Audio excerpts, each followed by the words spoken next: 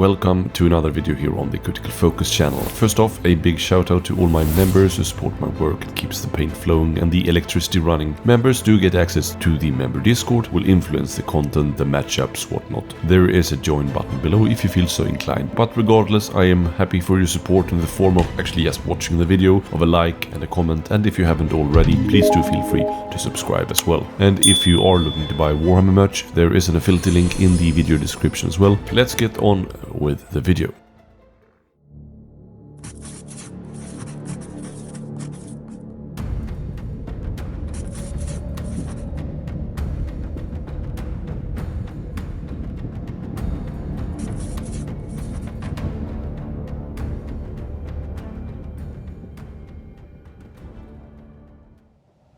It was supposed to be the city that defined the new action frontier, the gateway to the east of the Great Parch, and a cornerstone in the ever-expanding empire of Sigmar's folk. Strange how fate can spin off its axis with such awful swiftness. When the hour of ruin struck, when chaos drove its claws into the Parch and twisted it to breaking point, Embergard was at the edge of the apocalypse. Warped magics blasted it into oblivion. From every broken building rose struts and spars like curled fingers begging for deliverance from the uncaring powers beyond.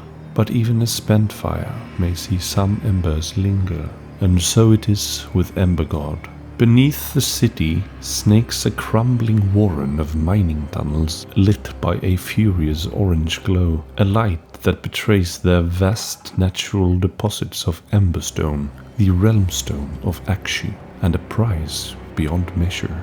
The tales of this arcane bounty have spread far indeed. Into the darkness now creeps many a delving warband, determined to claim the hoards of emberstones for themselves. The Skaven, whose machinations lay behind the destruction of the city, are no doubt the most insidious. They tunnel through the scorched mineshafts with insane relish, gleefully turning their rock-breaking devices into flesh-shredding weapons. But the Ratmen are not unopposed. The Stormcast Eternals roam through the darkness, yet they know they cannot restore the city, only punish its murderers. Now Embergard's mines echo once more to the ring of steel, though this time it is not rock that will be splintered, but flesh and bone. In the east of the Great Parch, high atop the plateau of a scarred mountain, stand the smouldering remains of a once mighty city. A shroud of ash, warp dust, and sundered hopes envelops the ruin. Embergard still has its secrets and its bounties, though only the brave fool would seek to claim them now. The city of Embergard is an unsettling sight, even from afar. It squats atop a mountain like a shattered fireplace, scoured by scalding winds. To even reach it, one must brave the Capillarian fire plains and climb mountainous valleys where arcano-magnetic storms rage. If the traveler does not perish through thirst, errant landslip, or the corruption that hangs thick upon the air, they will eventually glimpse the walls rising above them, gouged open as if by a god's claw. Scrabbling over the rubble, wanderers enter a tangled warren that was once streets. Glowing skies, the hue of dull emerald, illuminate toppled stones and mangled timbers, and allow glimpses of furtive movement to be caught amongst the rubble. There is no time to investigate, though. Intruders must press onwards, seeking out the mountainous caverns that dot the city, for only the deranged would come here for any other reason. This is Embergard, the Twice-riven city, and its fate could yet befall all civilization in the realms. The twin-tailed crusade set out in glory, in the name of Sigmar the God King, Lord of the Heavens Realm, Azir, and protector of mortal kind. One half of this vast host of Dawners had marched from the gates of Hammerhall Aksha, the greatest city in the volatile realm of fire, intent on raising a new stronghold amidst the burning wastelands. Yet calamity dogged the Crusaders' heels, forcing them to make their way to the Ashen Mound, a dormant volcanic peak high in the mountains of the adamantine chain. It was here that they reclaimed an ancient city that had long fallen to deathly curse at its heart, upon which they would raise their stronghold of Embergard. Embergard possessed a sinister soul. The ruins that were its foundations were littered with mausoleums and haunted by unquiet spirits, while its catacombs contained many relics of deathly might. It remained, however, a shelter against the chaos tribes of the wastes. The Dawners cast out the undead, both above and below earth, and began to solidify their new claim with a weary but dauntless impetus. This vigor was heightened by the discovery of Actrasite, also known as Emberstone. This realmstone is the condensed magical energy of the realm of fire.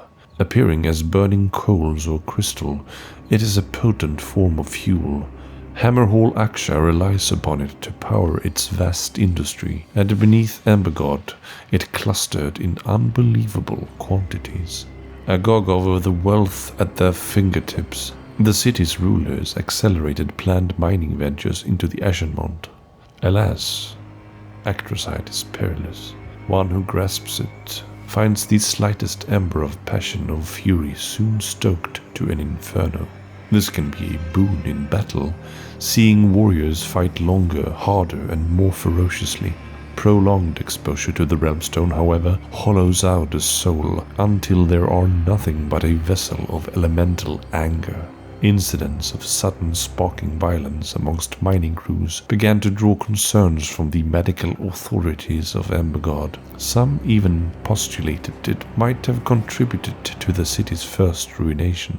Argument grew increasingly heated, and the Actrasite glowed brighter in the dark. And then, in a moment now infamous, the Skaven shattered Akshi.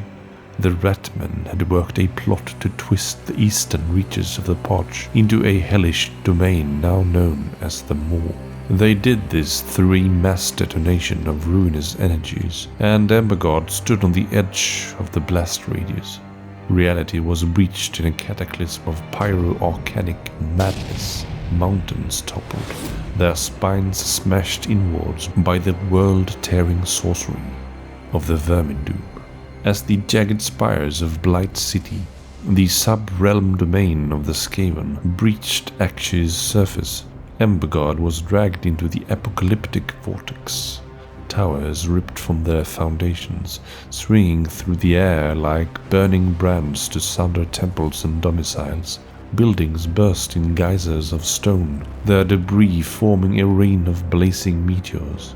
The Ashenmont itself split in places, belching forth magma in an annihilating wave. So did Embergard perish a second time. This death was not final, though perhaps it ought to have been. The Ashenmont's breaching bore a secondary consequence. The veins of Actrasite it concealed were now revealed to outsiders and more accessible than ever. Reports of the city's bounty spread like fire on the wind. Sigmar's folk believed that it was imperative to amass a ready supply of Actrasite to counter the escalating emergence of the Ratmen. The enemies and rivals of the God King sought the Realmstone also and descended on the city's carcass to strip it of whatever they could. They came in their multitudes to walk amongst the wreckage of mortal ambition. They came to tread streets choked by warpstone dust and the ashes of the scorched dead, to pass the twisted skeletons of mausoleums and temples of the divine comet. Their goal was to ingress into the depths of the Ashenmont, where tunnels spiraled into mineshafts lit a wrathful orange from concentrated realmstone. In doing so, they exposed themselves to the wrathful nature of Emberstone. Some were overcome swiftly, becoming mindless avatars of fury.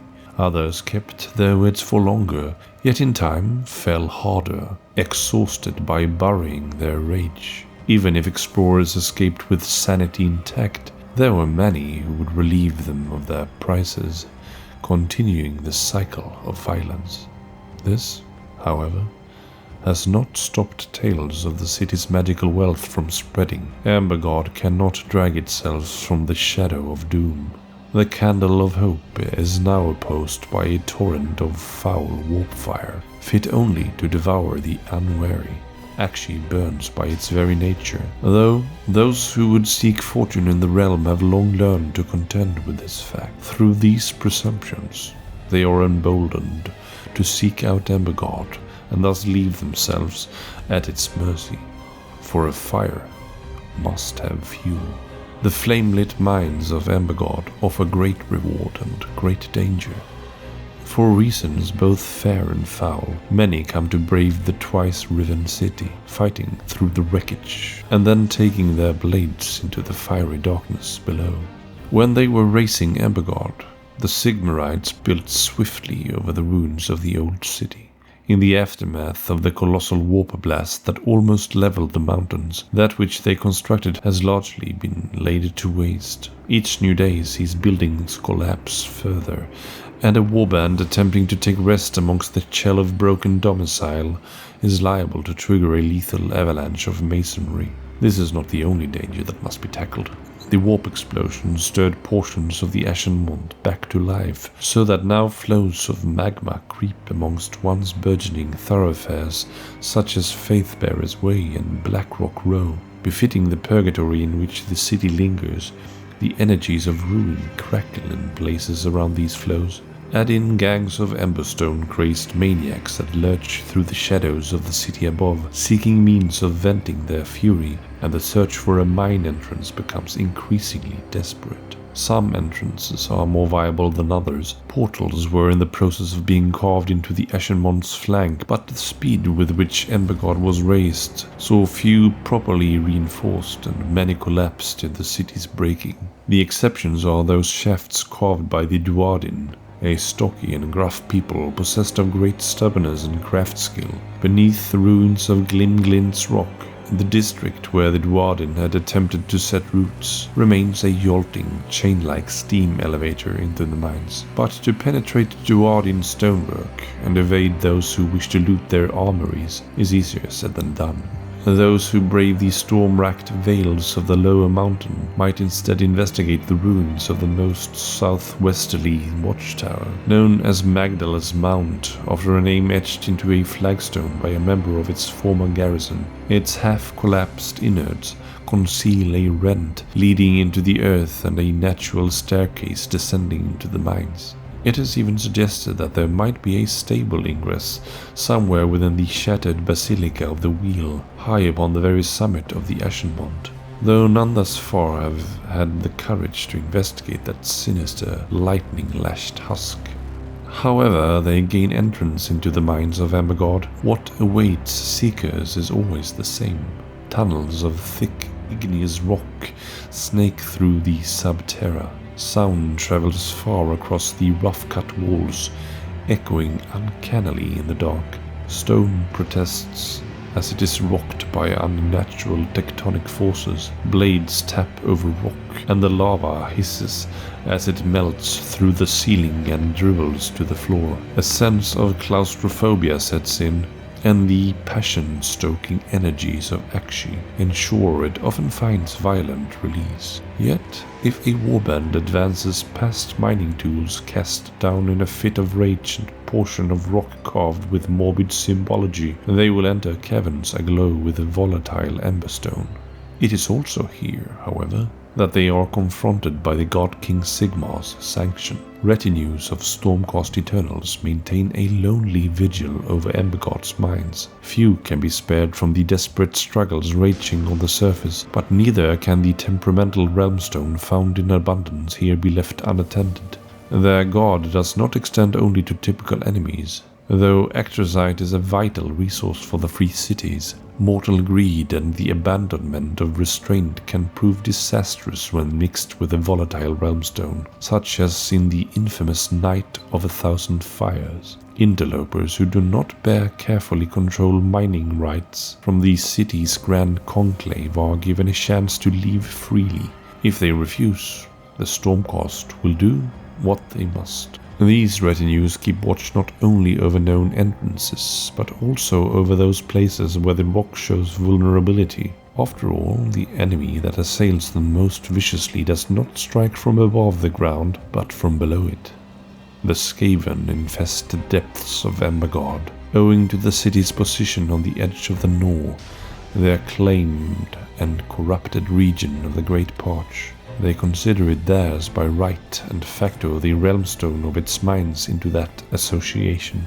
Skaven mining teams bore through the earth with a rapid disregard for stability, or else attempt to open arcane Norholes directly within the most prolific caverns, there to claim an Emberstone bounty for themselves. With access to such reserves of Emberstone, the Skaven could craft all manner of verminous murder devices and power realm-splitting sorceries. Embergard would almost certainly be obliterated, or else be converted into a sprawling weapons laboratory with the city's last few survivors as their hapless test subjects. Though the stronghold is dead, the pride of Sigmar's armies is resolute. They will fight for every scrap of broken earth and stone, for they lost the realms to an age of ruin once before, and they will not simply relinquish them again.